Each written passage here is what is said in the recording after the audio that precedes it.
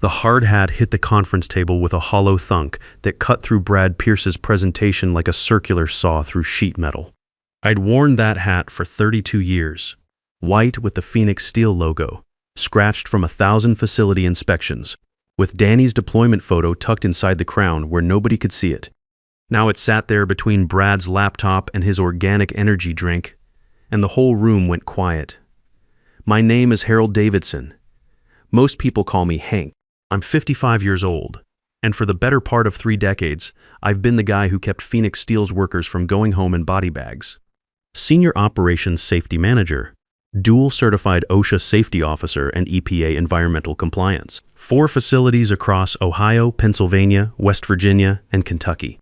2,847 employees who trusted me to make sure they saw their families again at the end of each shift. Brad had just finished explaining why my job was redundant. The presentation was called Operational Efficiency Through Legacy System Optimization. Corporate speak for firing people who remember how things used to explode. Brad was 32, had a Lean Six Sigma black belt certification, and wore shoes that cost more than most of our guys made in a week. His father Stanley was our CFO, which explained how a consultant with 0 manufacturing experience had gotten a direct line to the CEO. I'd been watching this train wreck build steam for months.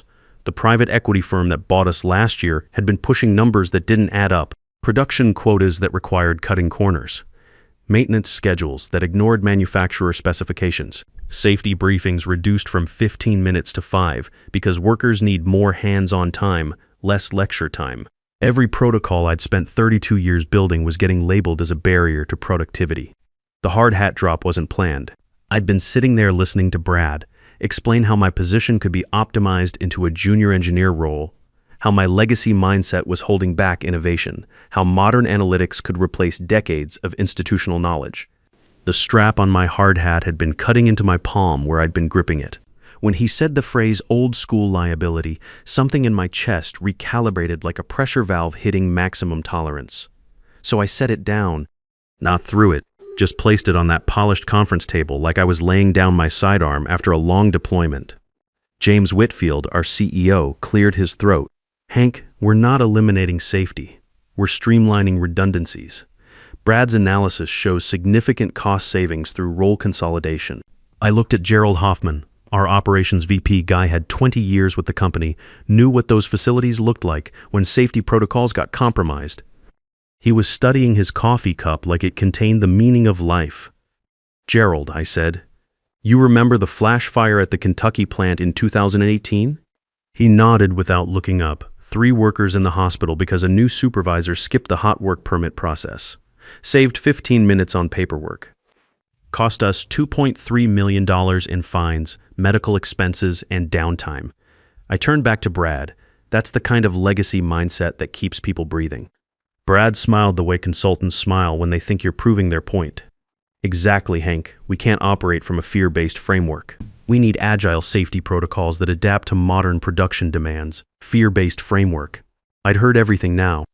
Tell me about your manufacturing background, Brad. I have extensive experience in operational optimization across multiple industries. That's not what I asked. Have you ever worked a production floor? Ever seen what happens when molten steel meets human skin? Ever had to call someone's wife and explain why her husband isn't coming home? The room temperature seemed to drop a few degrees. Brad's smile flickered. That's exactly the kind of emotional decision-making we're moving away from, Hank. Data-driven protocols eliminate human error. Human error. I stood up slowly. You mean like the human error of caring whether people live or die? James tried to jump in. Hank, let's keep this professional. Professional. I picked up my hard hat, ran my thumb over the scratches. Each one told a story. The deep gouge from the Pennsylvania crane incident in 2019. The burn mark from the West Virginia furnace malfunction in 2021. The small dent from when I'd caught a falling wrench that would have split open a new hire's skull. You know what's professional, James? 32 years without a single fatality. 32 years of workers going home whole. That's professional. What Brad's proposing is Russian roulette with other people's lives. Brad's fingers were dancing over his laptop keyboard, probably updating his slide deck in real time. Hank, your safety record is admirable, but we can't let past performance prevent future optimization. The metrics clearly show The metrics. I set my hat back down, but gentler this time. Let me tell you about metrics, Brad. Metric number 1. My boy Danny works the evening shift at Kentucky. Metric number 2. Every safety protocol I've built over 3 decades is designed to bring him home to me the way the Navy couldn't bring his mother home. That stopped the keyboard clicking. Sarah had died 3 years ago from mesothelioma, workplace asbestos exposure from a job she'd had in the 90s, back when companies treated safety regulations like suggestions. She'd fought it for 18 months, and I'd held her hand through every chemo session, every doctor's visit, every sleepless night when the pain got too bad for morphine to touch. Her last words to me weren't "I love you" or "take care of Danny." They were "don't let them do this to other families." I walked out of that conference room without another word. Back at my office, I pulled up the federal compliance portal on my computer. 2 certifications under my name: OSHA Safety Officer for all 4 Phoenix Steel facilities, EPA Environmental Compliance for the same locations. Both required annual renewal, both tied to my personal credentials, both absolutely non-transferable. The certifications weren't company property. They were individual qualifications that took years to earn and maintain. You couldn't just reassign them in an org chart shuffle. You couldn't download them from a consulting firm's best practices database. They lived in my name, backed by my Navy CB training, and validated by decades of incident-free operations. I'd tried to explain this in a memo 18 months ago when the first round of efficiency consultants arrived. 5 pages of federal statute, compliance requirements, and plain English explanations of what would happen if the named certification holder left the company. I'd sent it to the full leadership team with copies to our legal department. Nobody had responded. The memo probably got filed under legacy mindset resistance to change. Now Brad was upstairs explaining to the board how my role could be absorbed by a recent engineering graduate with an online safety certification. Kid was 24 years old, had never seen a blast furnace operate, and thought PPE stood for personal productivity enhancement. I opened a new browser window and navigated to the OSHA compliance portal, found the section I'd hoped I'd never need: voluntary revocation of active safety officer certification. There was a warning in red text that I read 3 times. Revocation would trigger immediate suspension of all associated facility operations pending new officer certification and full compliance audit. No grace period. No administrative override. My cursor hovered over the confirm button. This wasn't just about me. Danny, my boy, worked the evening shift at the Kentucky facility. 3 years back from Afghanistan, still putting himself back together, but good with his hands and proud of the work. Every safety protocol I maintained was designed to bring him home to me the way the Army couldn't bring his mother home. I thought about the conversation we'd had last week. Danny telling me about the new production quotas, how the supervisors were pushing guys to skip safety checks to make numbers. "Dad, it's getting scary out there. Guys are taking shortcuts because they're afraid of getting written up for being slow." I'd told him to document everything, follow protocols no matter what anyone said. "Your job is to go home safe, son. Everything else is just numbers on someone's spreadsheet." Now those numbers were about to become someone else's problem. I clicked confirm. The system processed the revocation in 4 seconds. Confirmation email appeared in my inbox. OSHA Safety Officer Certification voluntarily revoked, effective immediately.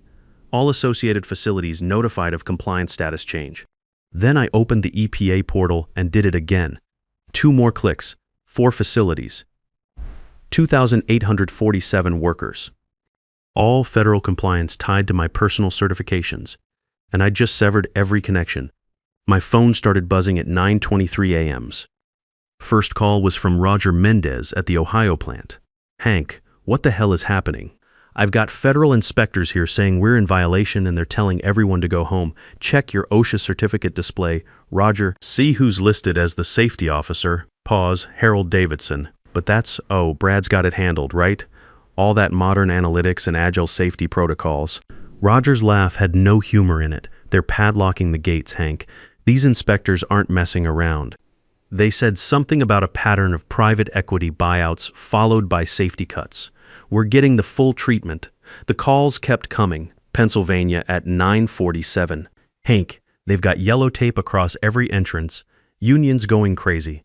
Eddie Kowalski wants to know what's going on. West Virginia at 10:15. Federal marshals just showed up with the inspectors. This isn't a normal audit, Hank. They're treating this like a criminal investigation."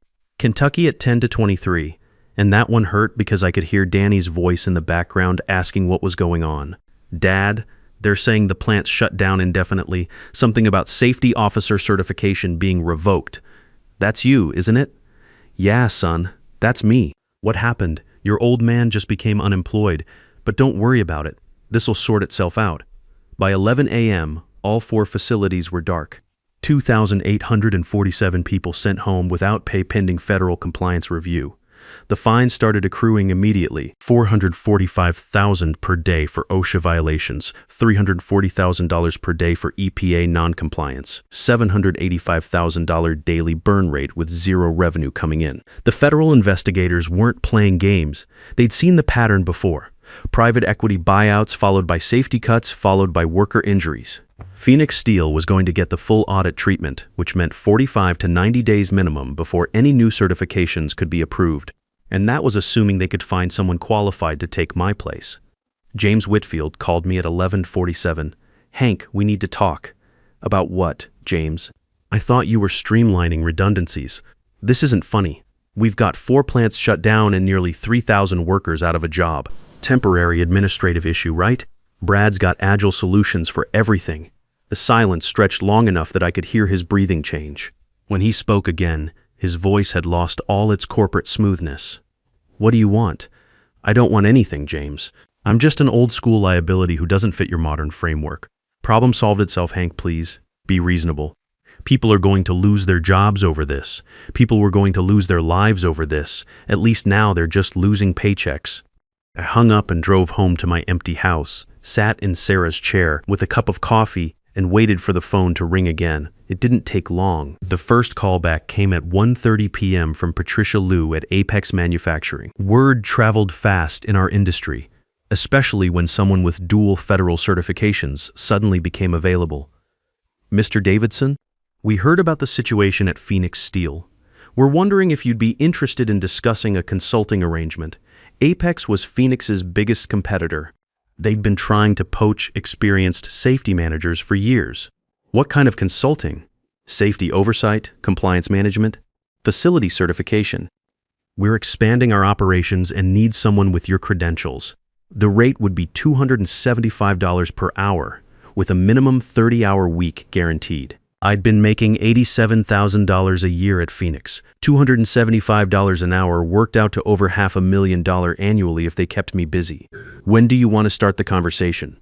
How about tomorrow morning? We can send a car. By Thursday morning, 3 more companies had called. Word was spreading through the industry like wildfire. Phoenix Steel had lost their certified safety officer right before a major expansion, and everyone wanted to know who was responsible for nearly 30 years of incident-free operations. The second call came from Industrial Safety Solutions in Pittsburgh. Mr. Davidson, we've been following your work for years. We'd like to offer you a position as Regional Safety Director. $180,000 base salary, plus performance bonuses. The third was Consolidated Manufacturing in Cleveland. Hank, we need someone who understands both OSHA and EPA compliance. We're looking at $200,000 annually, full benefits, company vehicle. The fourth call surprised me. It was from Eddie Kowalski, the union rep at Phoenix. Hank, you need to know what's happening here. They brought in a bunch of consultants trying to figure out how to get the plants back online. Nobody understands the certification process.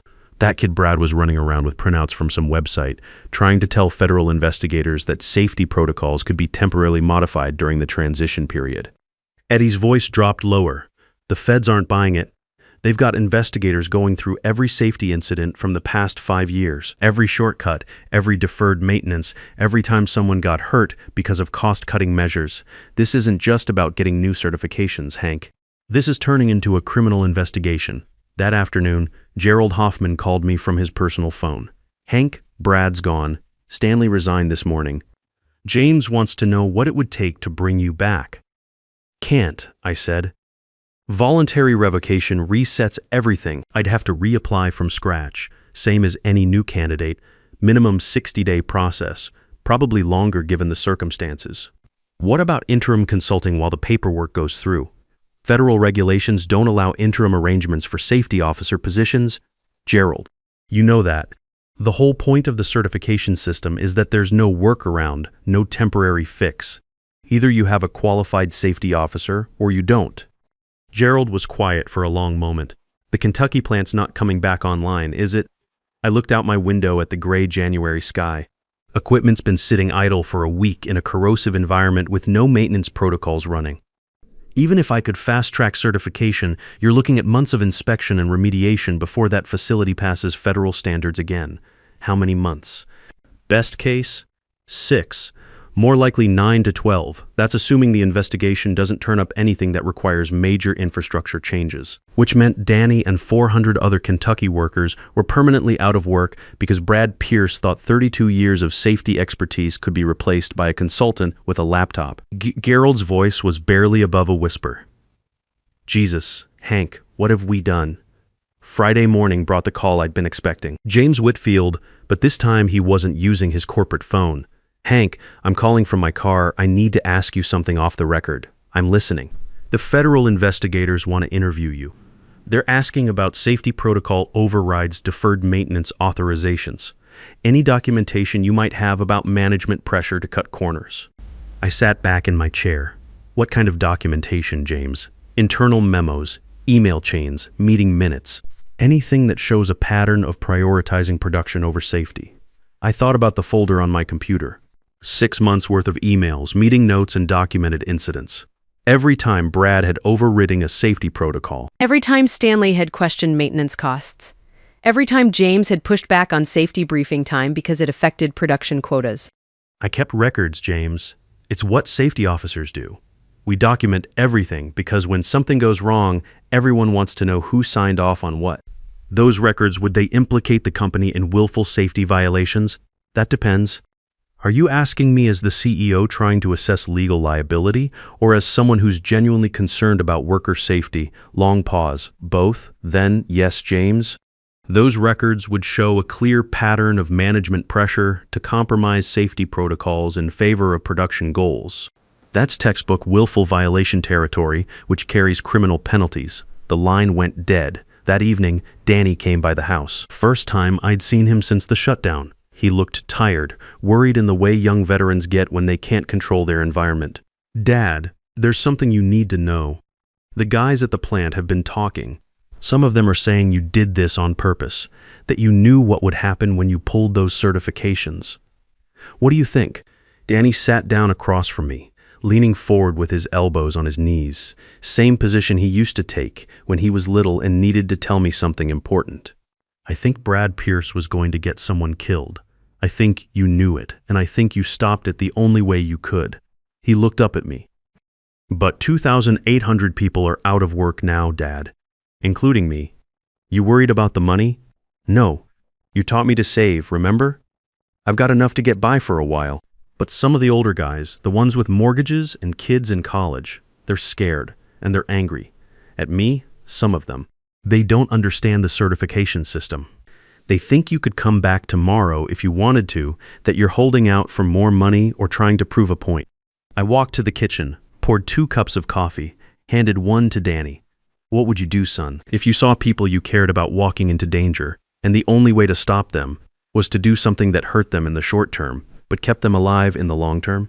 Danny sipped his coffee, thinking in Afghanistan, we had a CO who called off a mission because he didn't trust the intelligence. Half the platoon was furious, said he was being overcautious, that we were missing our chance to complete the objective. What happened? Later found out the whole area was rigged with IEDs.